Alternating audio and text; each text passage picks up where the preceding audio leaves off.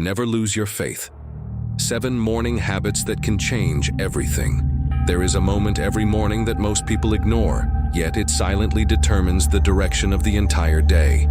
It is not when you open your eyes, not when you reach for your phone, and not even when you get out of bed.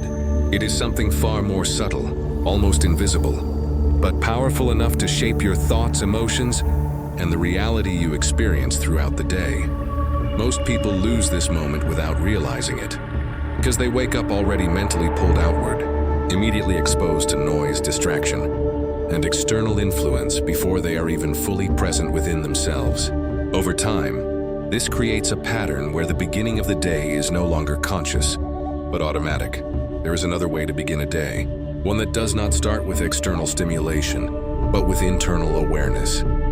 When you understand this, you begin to see that mornings are not just routines, but transitions of consciousness. They represent the first alignment between your inner state and the world you are about to engage with. In this early space of awareness, before thought becomes structured, and before emotional patterns fully activate, there is a brief window where the mind is still neutral. In this neutrality, the direction of the day begins to form, not through logic or planning, but through subtle internal state. If the first inner movement is tension, the day tends to unfold from contraction. If the first inner movement is calm, the day unfolds from expansion. Most people never consciously participate in this process. Instead, they inherit it from yesterday's emotional residue, unresolved thoughts or immediate external input. Without awareness, the morning becomes a passive entry into life rather than an intentional beginning. The person steps into the day already influenced by patterns they did not choose. However, when awareness is introduced into this moment, something shifts. Instead of reacting immediately, there is observation. Instead of being pulled outward, there is a brief return inward. In that state, identity is not yet defined by roles, responsibilities, or expectations. It is simply presence without interference. Staying in that space, even briefly, changes the way the entire day is experienced. The mind begins from presence rather than pressure, from clarity rather than confusion, and from alignment rather than reaction. This is not just a behavioral adjustment. It is a shift in how consciousness enters experience. The morning is no longer something that happens to you. It becomes something you consciously enter. And from this point, a deeper layer of understanding begins to emerge about what it truly means to wake up. There is a silent misconception that shapes most people's lives without them ever questioning it. The belief that waking up is simply a physical act. Eyes open, body moves, and the day begins. But consciousness does not switch on in the same way every morning. It drifts, it hesitates, it reacts to whatever meets it first. This is where the illusion of automatic living begins. Most mornings are not truly lived. They are absorbed.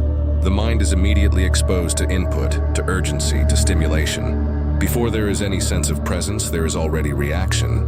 And in that reaction, something essential is lost: the ability to choose the tone of your inner world. This is why so many people feel emotionally behind life even before the day has properly started. Not because something external has gone wrong, but because the internal space was never consciously entered. There is a deeper layer to waking up that is rarely acknowledged. It is the transition from unconscious existence into deliberate awareness. And in most cases, this transition is skipped entirely. When this happens repeatedly, life begins to feel fragmented. Thoughts lead emotions, emotions lead behavior, and behavior leads outcomes, all without any conscious direction.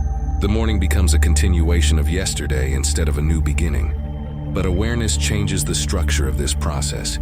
When you become present in the act of waking itself, something fundamental shifts. You are no longer simply responding to the day. You are observing the formation of your relationship with it. There is a moment where nothing has yet been defined, where identity is still flexible, where internal direction is still available. In that space, a choice exists that most people never notice. The choice is not about action, but about state.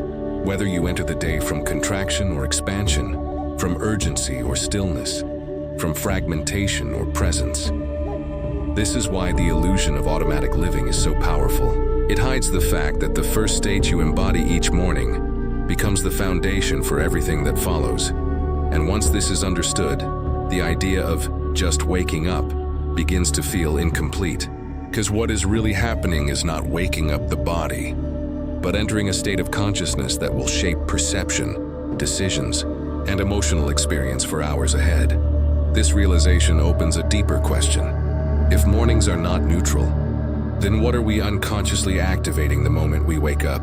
And this leads into the next layer, where the morning is no longer seen as a routine, but as an energetic transition that most people never consciously regulate.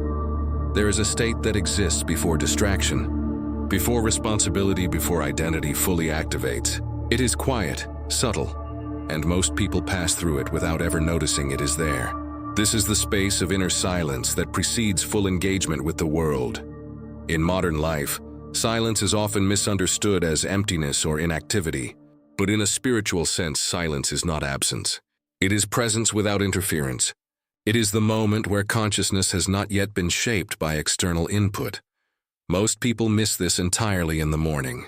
The instant they become aware of being awake, they immediately reach for stimulation.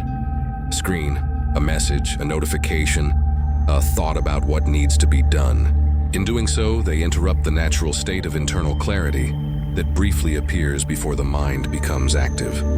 This interruption seems small, but it has a cumulative effect.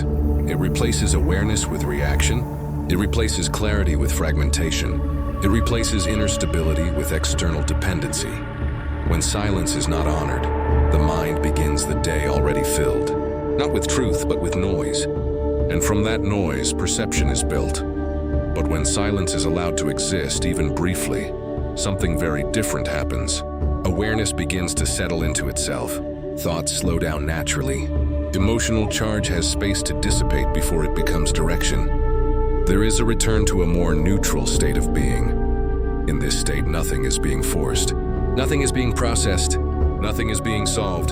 There is simply observation without interference.